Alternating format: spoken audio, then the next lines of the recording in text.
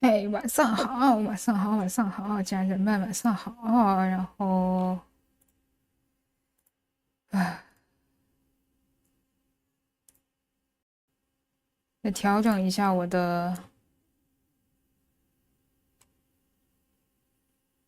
然后，礼物进度条又没了，进条删了吧。然后把看看啊，呃，那个不是礼物感谢，那个叫什么啊？建长礼物移到右边去。OK，然后现在我们来讲一下我们的这个非常简单，欢迎这几永恒之天光 LVL 进入欢迎永直播间。恒之光，晚上好，晚上好，欢迎来上直播间。现在讲一下这个我前几天去福建玩的这几天的经历啊。完了之后我们就播。我本来今天是剪了一个视频，后来发现太冗长了，剪完之后打不住，而且可能特别无聊，基本上都是一个样式。而且自己录制呢，可能是因为配置问题啊。因为之前有人说想看把这个例会模型加上，我也是学习了一下，是可以做这个透明底的模型，但是录出来就会特别特别的卡，所以就导致我必须得重新录、重新做。呃，然后呢，其次就是可能会学习一些主播的风格，然后大概看了一下，我还是以地方来区分，就大概会做3个视频，这样的话每一个视频呢，呃，不会时长不会特别的长啊，同时也避免了就是这个不同地点去切换的这个要做转场的这个东西，然后就每天分成3个视频，然后可能这个视频会剪得特别特别长，然后正好这个下周啊，就1月1号开始我就去值班了，我休息空闲的时间就会比较多一点，啊，空闲时间比较多一点之后可能会好一些，然后我就打算抄一些这个博主的这个剪辑的这种风格，短视频的这种偏向短视频，但是我做的是横屏啊，这个就是一个问题，我当时拍的时候才发现我拍的是横屏，所以没办法，第一天拍都拍了，然后后面就只能都是横屏了啊，其实应该拍竖屏的，而且说实在话，这里面很多景色，我觉得拍竖屏更合适一点。OK，废话不多说啊，首先来说一下，就是啊，这么多素材啊，昨天真是挑了好长，挑了好久，挑欢了好迎踩久的。我不要停求你了进入直播间。欢迎求你了，晚上好，晚上好，回来了啥直播间？现在来讲一下我这几天去福建旅行的事情。呃，总共录的视频素材也挺多的，所以慢慢讲。去了3个地方啊，第一天是去泰宁。首先比较有意思一点就是，这是去泰宁当天，就因为我到的时候已经是晚上6点了，就我早上8点钟的车，然后到那里就已经晚上6点了，所以真的是坐了很久很久。然后去到那里的时候就，因为泰宁是一个很小的镇子，它基本上来说没有什么吃饭的地方，就是你如果不在镇子上住，你就没有任何吃饭的地方。他们就那么一个小镇子，然后那个酒店因为它在景区边上，所以它就会离得比较远，所以你基本上出了这个酒店，你都找不到吃饭的地儿，所以基本上你只能在这个酒店里解决。然后正好这个酒店当天，因为临近年底了嘛，就是有一家公司它开年会，然后桌子都铺好了，然后我和我妈就坐在那个角落里面，就他们没有准备的那个没有准备菜的那几个桌子上面，啊，吃了这顿饭。然后第一个就是红烧肉，然后第二个就是他们推荐的这个豆腐，然后这个红烧肉真的是，反正就是家常菜的味道吧，就是也没有什么特别惊艳的感觉，但是唯一的一点就是这一碗全部都是肉，对，这一碗全部都是肉，瘦肉呢还是有一点柴的，但是肥肉很好吃。然后这个豆腐，你别看它是这种肉肉的，它里面其实是嫩豆腐的那种质地，就还挺奇妙的感觉。然后上面有一点这个小小肥肉片什么的，增添一下口感。基本上没有什么特别的，因为基本上这就是第一天，第一天到了，基本上就吃个饭，吃个饭之后就休息了。然后说一下这个游玩的这个经历，游玩的话。哦对，然后我再说一下，就是这个是他们很特别的一点，就是你去一些别的酒店什么的，它有可能会在酒店的过道里面就是喷那个香水嘛。然后这家酒店不一样，这家酒店它会有一个机器，然后放一些茶，它在那里面烘烤那些茶，然后整个那个楼道里面它都是一股淡淡的茶香。然后尤其是他去换一个，他可能抽空换那个新茶的时候，这个味道就会特别明显。可能后面烤着烤着味道就会比较淡一点。然后他换新茶的时候，味道就可浓，尤其是你在这个机器旁边闻，那个味道就特别大，而且它不刺鼻，你知道吗？非常好。然后说一下第一天去玩的，第一天，早上是去逛了泰宁比较重要的一个景点，就是这个大金湖。但是那一天天气不是特别好坐的游轮可以给大家看一下。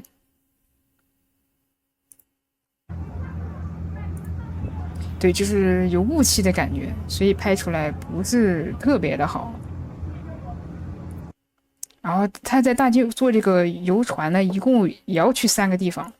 然后首先第一个就是去这个甘露寺，可以给大家看一下。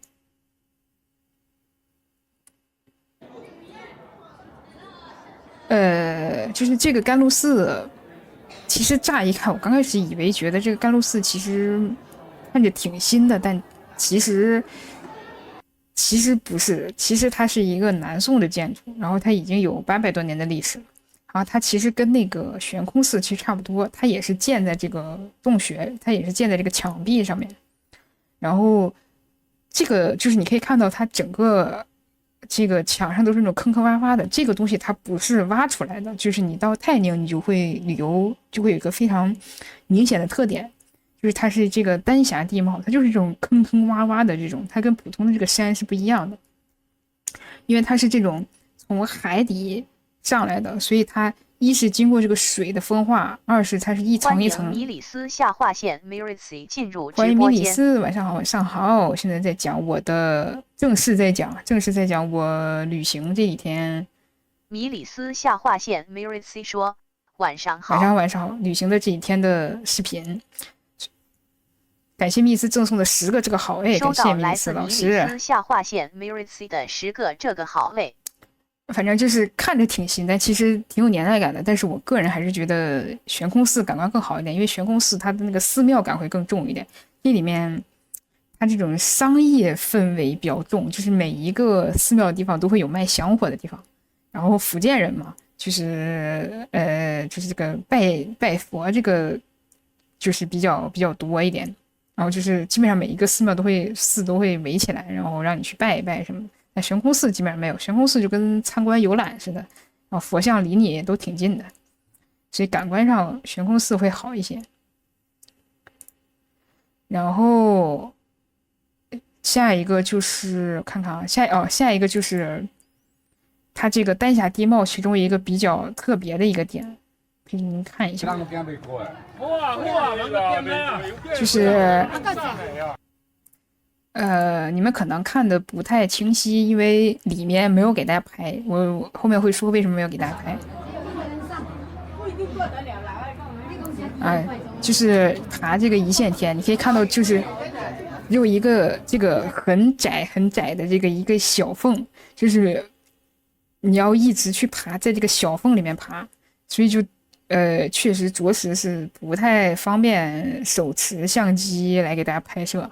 然后基本上可以给大家演示一下，就是有一段路甚至到了一种什么情况啊？我拿我的模型来给大家演示一下。看看啊，是在这里吗？我有一点忘了。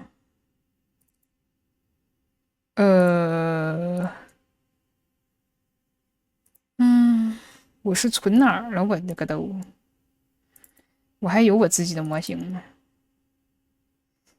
八堆，靠，那我好像存到别的地方去了，存到我的那个移动硬盘上去了。那就算了，那我给大家看一个，用一个比较普通的模型吧。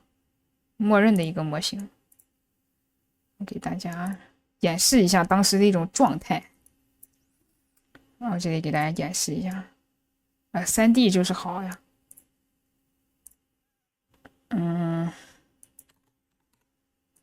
是你爬的时候，你整个人，然后它是这样，它整个上面会有一个，上面是斜的，你知道吗？不对，所以腰呢？腰是哪个？不是这个，这个不是，就是这样你整个人就这么斜着的，然后这只手你还得撑地。然后它这边是有这个栅栏的，然后就是这样爬，这样就是扶着，就这么爬，就大概整个人是这样的一个状态，就是，然后你还要再爬，然后你是蹲着的，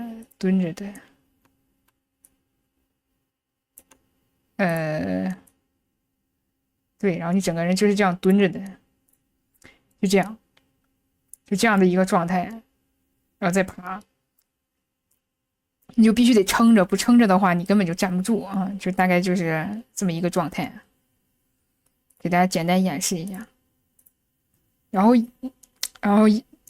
为挺多人的，你知道吗？就还挺考验的，因为大家是一起坐一个游轮，就游轮很多人嘛，然后就是他只能一个一个爬，你看到就是你连后退的地方都没有。就是你想停下来吸一口气，你跑底下就等着一堆的人，所以你就只能逼着你一口气往上爬。然后可以给大家看一下爬完之后就亮堂了，而且还特别暗，那底下特别暗。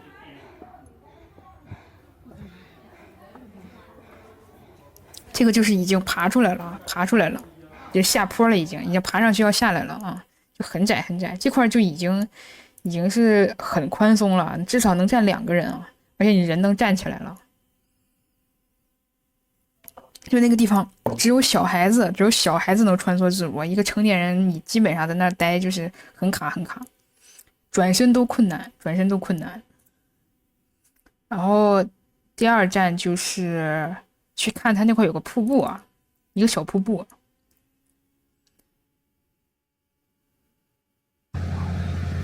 这是远处坐在这个游轮上去看，其实主要就是看这个瀑布啊。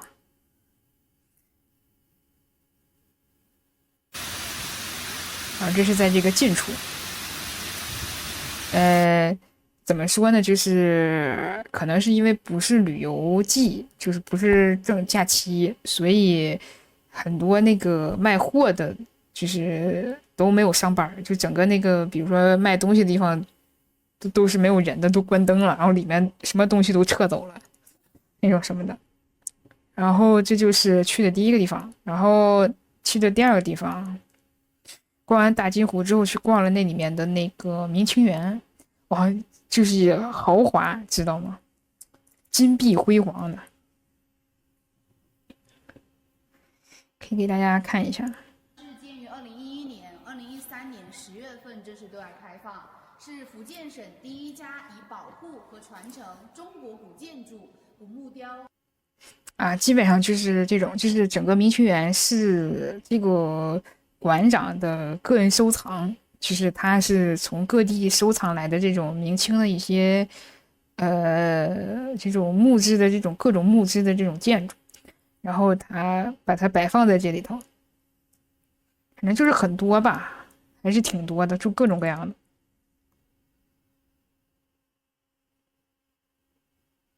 祠堂中的一个摆件，主要有3个作用：祭祀。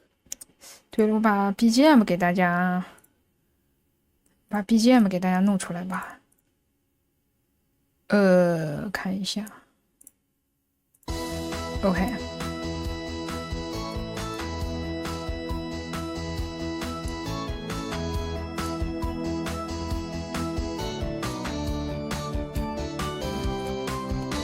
可以给大家看一下，就整个都是金丝楠木的那种雕刻，很豪华，很豪华。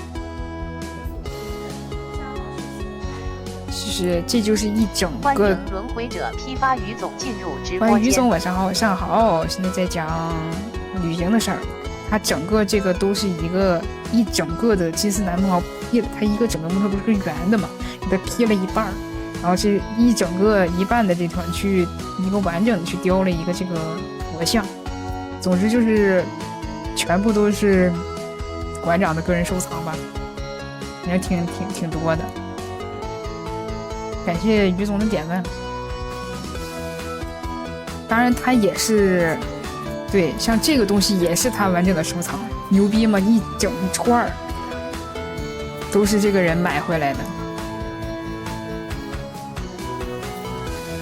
然后这个东西就是其他地方都是有保护的，这个地方就是没有保护的，你都可以走进去摸一摸啊，这种。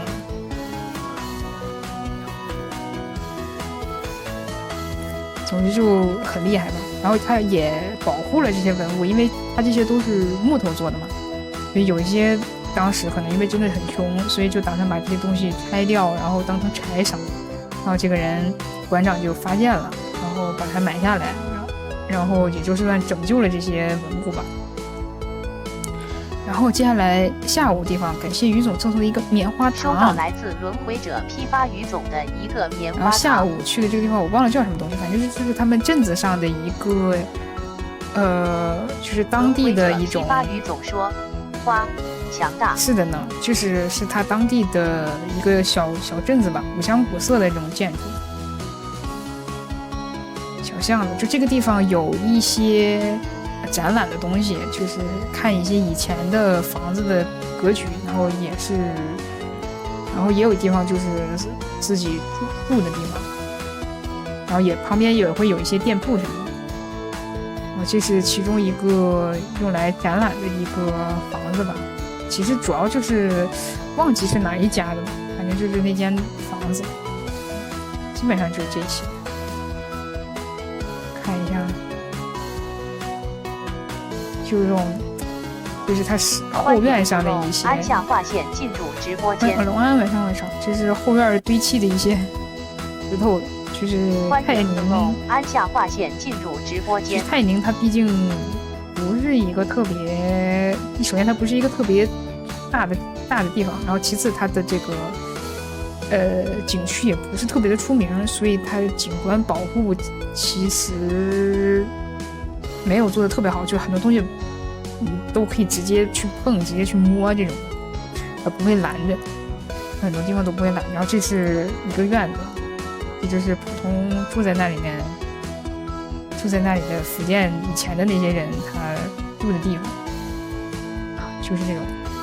这中间它是一个坑，然后放了一潭水，然后那个坑的那个地方是没有屋檐的，就下雨的时候都会存在这个地方。然后里面人住的屋子边上的时候都是有屋檐的。然后这就是泰宁的第一天，泰宁的第二天是去了寨下大峡谷。你要说前几个地方还有人，那寨下大峡谷就是没有人。我们应该当时是唯一一个，可能也不是唯一一个，就不知道有多少人。反正我和我妈去，当时整个目光所就是看到只有我们两个人。就是里面介绍的那个人也说了，就是这个峡谷很大，就是你放几个旅游团进去，你可能都看不见他们，因为它整个第一个它是在山里面，然后这个山就是弯弯绕绕的这种，所以你很难看见人。然后总共行程的话大概是溜溜达达2个半小时，还有爬坡什么的。闽南福建就是这样，就是山多，泰宁更舒适，山多。所以还挺累的，就前几天真的是累坏我了啊！泰宁这几天真是累坏我了，爬坡又爬坡，然后它整个就是这种感觉，然后它是高高的竹子和这种树是种在一起的，这种没有人，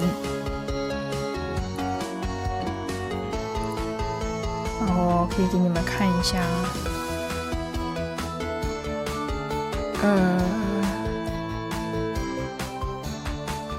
对，就是一是看它那种丹霞地貌，主要是看这种丹霞地貌的，这种坑坑洼洼的那种，很特别的那种。轮回者批发语总说，旅游景点淡季反而也别有一般风味。对，尤其是你去欣赏这种自然景观的时候，人少的感觉是特别的好，特别好。但吓人也是真吓人，瘆人也是真瘆人，就目光所及都没有任何人。就是它这种特别的这种地貌，这种坑坑洼洼的这种，这都是自然形成的，不是人工人为去弄它的，就是它自然形成的这种。然后整个山和山之间就非常窄，就是他们管那个就叫一线天，就是因为那个天空就只有一点点，非常非常窄，全都是这种。贝海大峡谷还是挺好的，建议大家去看一看，尤其是人少的时候，感觉特别好。然后走着走着走到山里面了，就会有一些小瀑布什么的。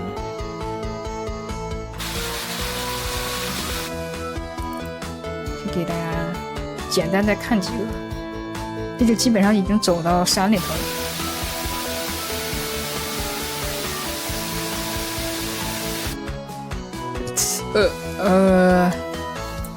然后基本上就这些，整个这下大峡谷就是来看自然风貌的，自然风貌特别好。那紧接着下一个也是看自然风貌的，只不过这边水更多一点，就是你要去做竹排，就是你会花钱去做一个竹排，然后他就会带你去走一段这个水路，然后就能看到这种各种各样的这个地貌。然后可以给你们看一个最窄的啊，看一看，就是它有一个地方特别窄，窄到只能一个竹排通过。稍等，我给你找一下。啊，对，基本上就类似这种，就很窄很窄很窄。轮回者批发语总说，都是现代竹排，花对，不会失腿。对对对，是，肯定都是现代竹排了，不是老的竹排，它得保你安全嘛，因为有些地方水真的很深。水真的很深，那个就是前面这个叔叔就说嘛，就是拿好东西啊，别掉下去啊，有的地方水深20米啊，太深了，太深了。你看这个地方就很窄，就非常窄，竹排过都很困难，得一直在微调。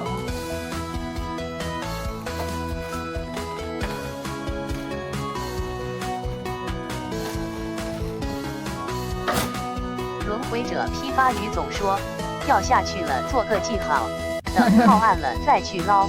dog 笑死，刻舟求剑是吧？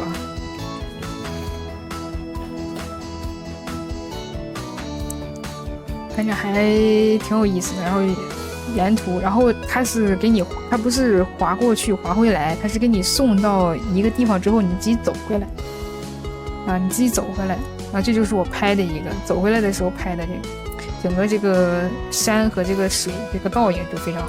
这个拍竖屏就很好看，拍横屏就差点意思，拍横屏装不下那个画风。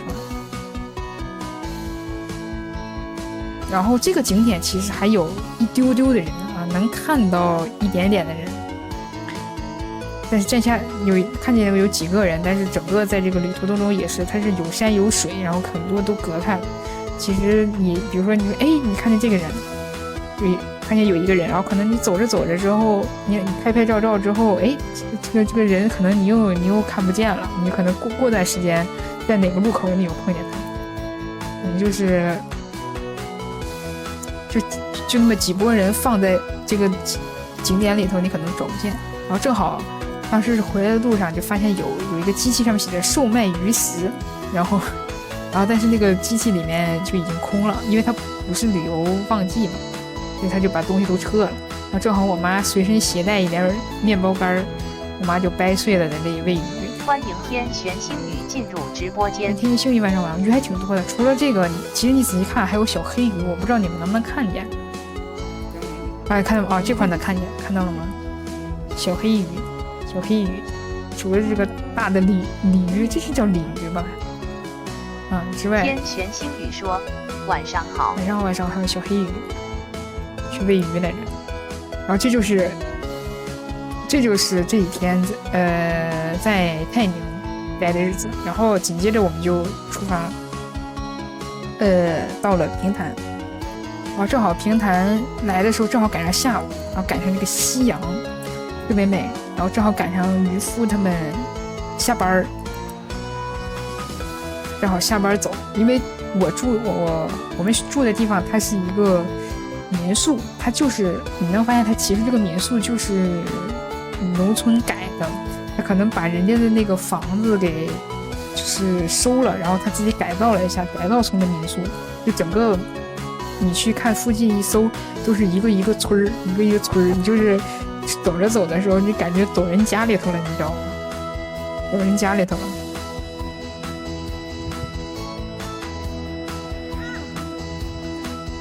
然后，而且人家民宿老板装修的其实还有挺有那味儿，就有一种那种日本的感觉。当时一拐过来就会觉得，这个道路感觉好日本。就这个右边就是我们，就是右边还有左边。轮回者批发鱼总说是这样的，减少成本。Dog 对，就是右边还有左边，就这两，就是里面的这两栋楼。批发鱼总说装修一下就行。不是，它是整个外面都给装了。你会发现这个都外面装饰也是很现代，跟他们那个批发鱼总说，不过装修一定要好看。对，就整个挺有感觉的。加上这个夕阳，挺有那个日式街道那味儿的。就这两边都是人家，你可以看一下另外一边。轮回者批发鱼总说，确实很现代。对，然后你一扭头，你就能发现，就发现转开之后，你发现人家这房子破破烂烂的，就只有这家民宿装修的很现代，其余的都挺破烂的。然后这条街还算比较好的。可能还稍微装修，有的那是真感觉走人家里头就是那个院走人家那段就没拍，因为确实是感觉拍人家家里头不太好。就是他们有时候还有一块小地，因为我们去一个地方去吃饭嘛，然后发现只有1公里，我们就说那我们就走着去吧，我就导航就感觉走着进村了。然后倒着感觉走人家里头了，就感觉就是人家的那个房子和那个地中间有条道，然后你就走那个道，就感觉走人家里头了。然后还有养鸡什么的，那个鸡还在那儿打鸣，我不知道为什么晚上。然后还有养鸡什么的，那个鸡还在那儿打鸣，我不知道为什么晚下午的时候鸡还打鸣。看点啥，还有块菜地啥的。所以平潭就是。但是平潭整体感觉来说已经比泰宁要富多了。这泰宁真的是除了人待的地方，其余人不待的地方压根儿就不建设，压根儿什么都没有，连盏灯都没有。我去坐高铁，我们晚上6点钟的时候，就天就黑了嘛，我了个都，出了高铁站，一盏灯都没有。要不是有酒店的车接车送，这你都害怕，你知道吗？那个路上面在开发，因为没有人住嘛，就一盏灯都没有，黢黑，只有车一辆一辆的那个过，只有车的灯，除了车的灯边一个灯也没有，特别的黑，老吓人了，感觉以为进深山里头了，我去，给我拐走了。然后这是晚上的时候，我们那个酒店的那个灯还挺漂亮。就吃完饭回来了，天就黑了。然后我们去那个吃饭的时候走着去的。批发鱼总说，农村是这样的 ，dog 对，很下瘾。对，然后回来的时候，因为考虑到之前泰宁的感受一想，就路边肯定一盏灯也没有，这走着去，连黢黑也太吓人了。所以我们就打个车，就是。平潭这个路还是挺大的，挺好的。就是路边上那个小村子的还是很村儿，但是离开来走到那个大路上面还是很现代的，就还是很现代，比这个泰宁好多了，看起来就好多了。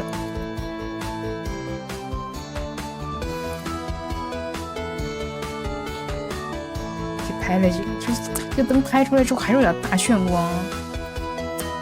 其实现实要比这个要暗一点，就这个设备拍完之后还挺暗的。对，然后这是那个海边的样子，还能看到这个月亮，还挺好。就浅拍了一下，我没敢往里头走，因为里头没灯了，害怕。然后我看一下照片有什么，应该没有什么。我照片都是吃饭的地方，你们要想看吃饭的也可以。这是拍的一个夕阳，还挺好看，拿手机拍。然后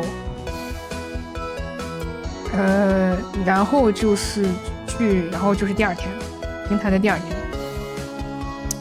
首先第一次先去的就是这个仙人井，这叫仙人井哦，不对，也对，仙人井。它其实总共就2个景点，一个仙人井，一个68海里就没了。这个就是到海边了啊，就到海边了。它这个可以给你们看一下仙人井是什么样子啊，就是一个很深的一个洞。这个就是仙人井，但很高啊，就这个。然后就是你可以还有几个观景台，就给你看看海啊什么之类的。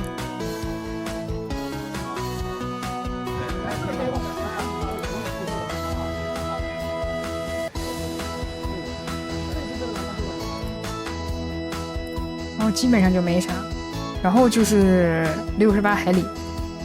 68海里是啥呢？就是离台湾岛最近的地方，就是大陆离台湾岛最近的地方有68海里。然后这个是，然后早上，然后先去的仙人井，然后我们穿的是羽绒服，你知道吗？因为之前在泰宁，以为来福建会比较暖和一点，但实际上超级冷，就是也得到要穿羽绒服的程度，感觉穿一个冲锋衣根本顶不住。然后到了平潭，上午去仙井的时候就特别热，穿着羽绒服热的不行，然后就想着说要不回去放个衣服吧。后来觉得又得多付一点车费，就干脆直接去68海里。去68海里之后，真的是羽绒服穿对了，风巨大，巨大。你听这个风，嗖嗖，这是去坐那个缆车过去。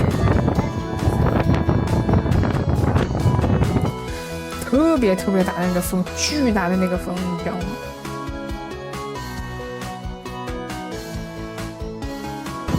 你吹的脑子都疼。主要也是看海啊，你们可以听这个麦的声音，你就能感受到海风了啊。给你们听一下，我把那个这个关了，杂谈音关了。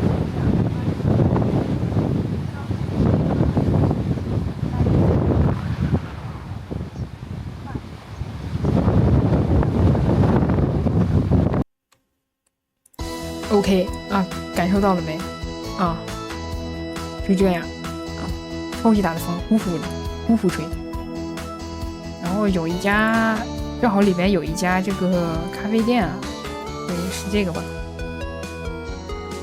然后主要是做一些，整个装修是那种台湾文化的那种感觉，有一些明星啊什么的。你看，就有一些明星的照片啊什么的。咖啡就比较一般了，我在福建就是给我的感觉就是咖啡真的很少见，就什么蜜雪冰城啊瑞幸啊都特别少，好多都是各种茶店，然后茶馆，然后还有一些奶茶店，就是你叫不上来名字的奶茶店。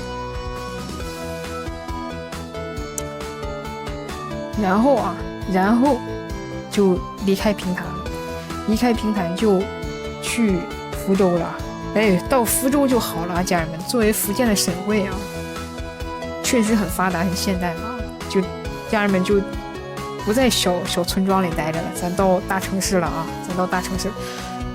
我问题就在于，我突然发现，好像我之前的那些素材，好像没有弄到我的这个存在里面，所以导致我第一天游玩的时候，视频都没了，就剩点图了，就是拍了点吃饭的图。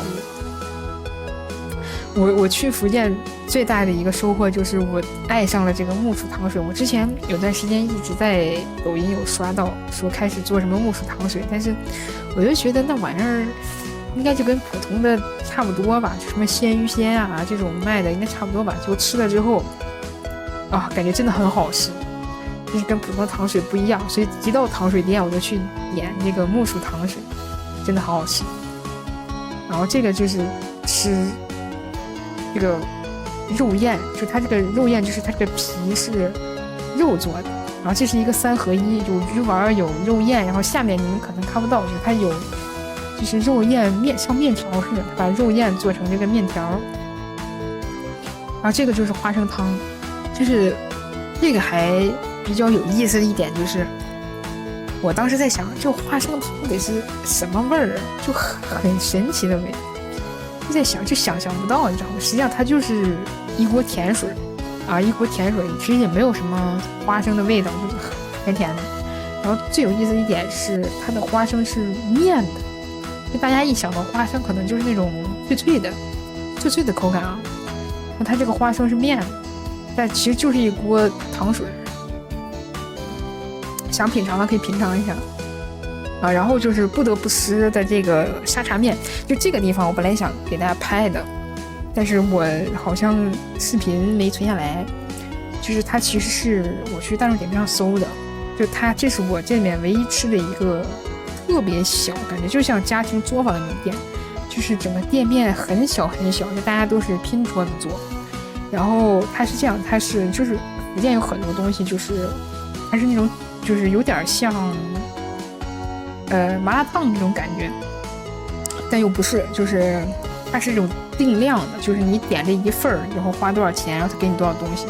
它这个也是，就是普通的一碗沙茶面是8块，然后你就再往里面去加，它这个配料真的很丰富很丰富，你知道吗？就非常非常的丰富。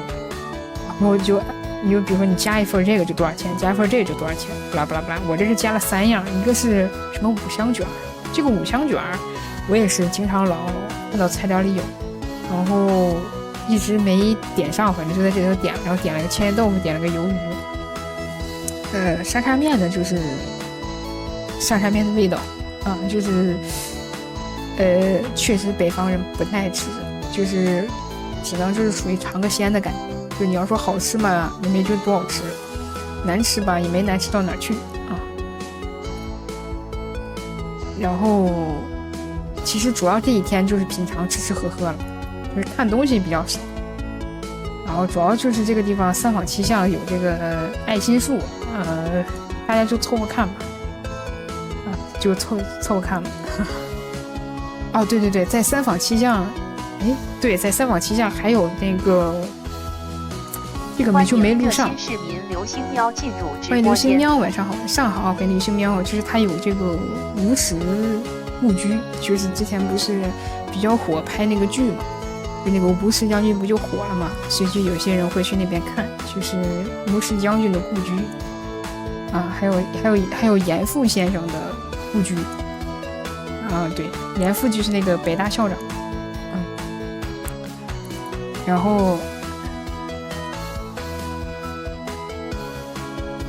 后这就是到了第2天，这个是哪儿来着？这个是上下杭，上下杭。然后，你看这个就比较有意思。当时，对对对，你看那个背景音啊，我到时候我给你们看他这个背景音，就当时我们来的时候正好赶上一个旅行团，然后我们就想跟着他，然后我们就跟着他们嘛，就看看旅行团去哪。然后就走到这儿之后，然后就听见他们说：“来，大家拿起手机看老师演示啊，看老师演示，看老师怎么拍，看老师怎么拍，你知道吗？”然后就一堆人举着手机，然后就在那边拍。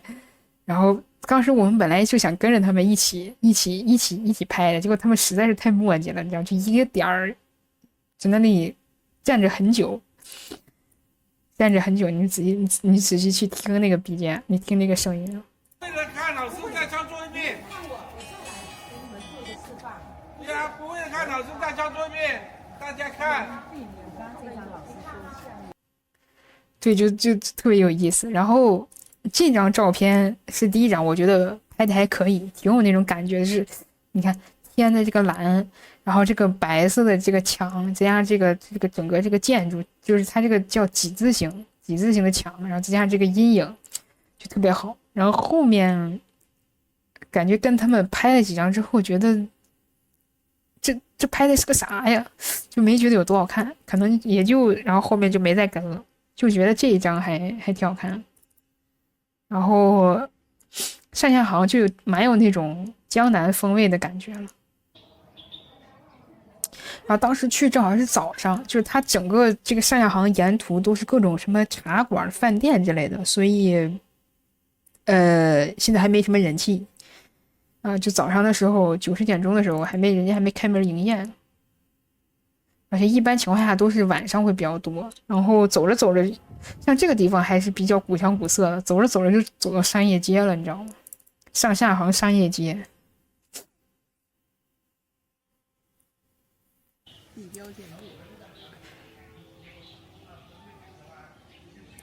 反正基本上就是这种。然后轮回者批发于总说，很多店只有旅行旺季开。不，他们还是因为福州还是大城市嘛，所以他们还是会开的。但是这个时候第一是去的时候是工作日，可能就是晚上的时候人会多一点，会下班来之后来这里吃饭呀什么的。然后就是这个是什么来着？哦，烟台山。反正就又是一个小山吧，但其实整体来说还好。然后主要看的就是这个有一个石错教堂，但是这个石错教堂不可以参观，就只能站在外面拍。然后就这个地方有超级多的人拍，巨多的人在这边拍。然后整体来说就是它也比较火的，就是它也有一个商业街，就是你走到商业街之后，整个下面3层，然后是3层的这个商业街，全是吃饭的地方。然后正好那天赶上是周5的晚上，所以来的人就特别多，就下班了之后人还挺多的。可以给你们看一下，这是我当时对，这个就是我在烟台山商业街对面那个地方，然后拍，这个就是挺现代了，看着就感觉超级现代了，有那感觉的。而且拍照打卡的地方也特别特别多，还是挺出片的啊，这地儿还是挺出片的。然后这是对面，欢迎兔瑶0点进入直兔播间。110晚上好，现在在讲出去旅游这一天，还挺好的，现代了啊，这大城市就是不一样啊，大城市就是不一样，看着就繁华多了。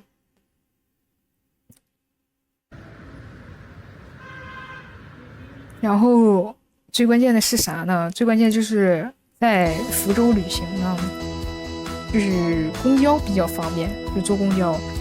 基本上我住在市区里面，去景点什么的都可以通过坐公交来去。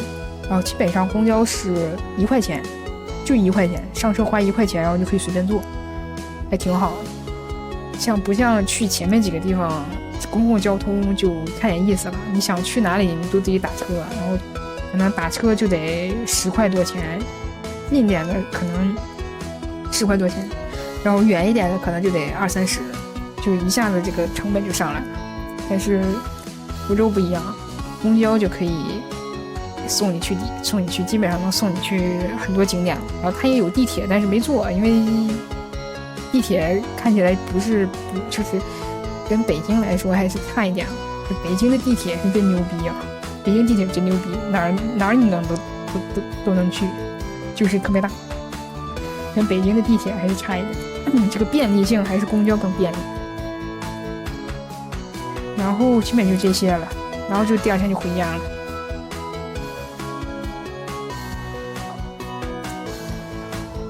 然后给你们看一个在飞机上的照片啊，这是坐高铁去的，回来是坐飞机回来的。三航还是牛逼啊！当时写的是2点1刻到，结果听着飞机上广播就是我们2点钟将会到达北京，整整快了1刻钟啊！整整快了1刻钟。三航还是牛逼，三航还是牛逼。然后这是进入直播间。Kilo 特别上好，然后这个是飞机上升，就从底下穿过云，然后上来的那一段，这一段都是云啊，给你切到最后，看，哦，还是很有感觉的啊，还是很有感觉的。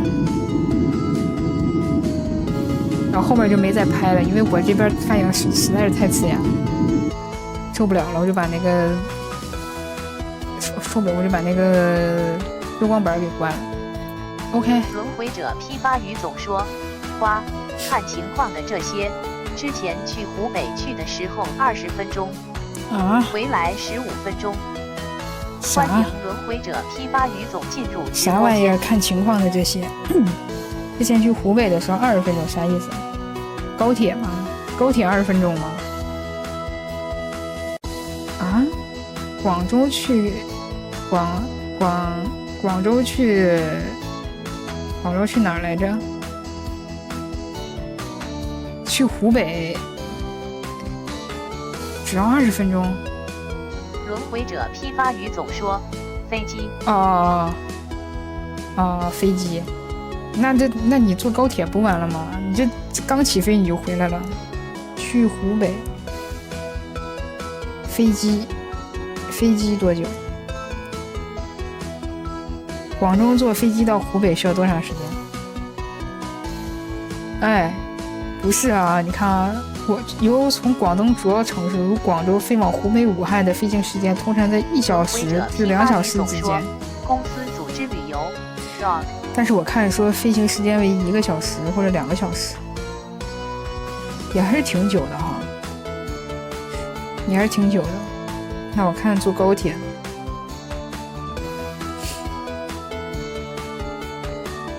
坐高铁要4个小时到4.5个小时。其实我觉得还是能坐高铁就坐高铁吧，我这个人接受不了一点这个失重，接受不了一点的失重。批发语总说，忘了在哪去了。Dog， 不是广州。那应该不会这么久，不会是10分钟和15分钟。你这飞机相当于还没起飞呢，你就降落了，我去！这飞机没起飞呢，你就降落了。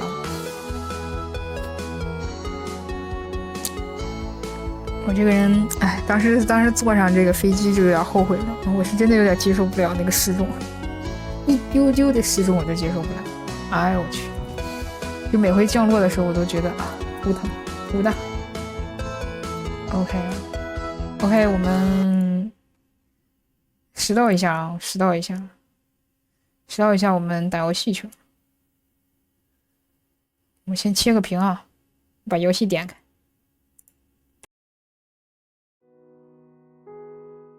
轮回者批发语总说，做跳楼机。